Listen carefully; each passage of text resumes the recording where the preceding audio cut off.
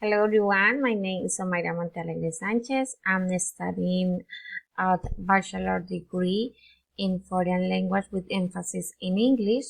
In this activity, I'm gonna explain what a dialect is and I'm gonna give you some examples about.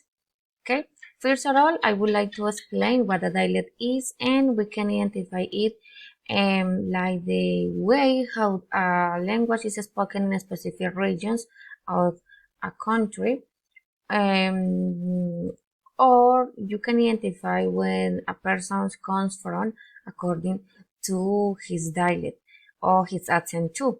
Yeah.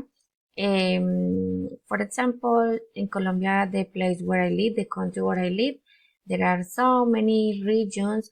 For the reason there are so many dialects for each region.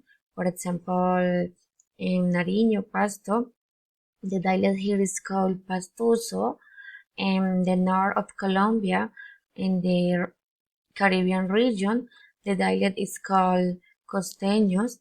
And the department where I live, Tolima, people call us Tolimenses. And of course, we can use maybe sometimes different words to explain the same idea. For example, in a place where say that something is chévere, it refers that something is okay, that something is good.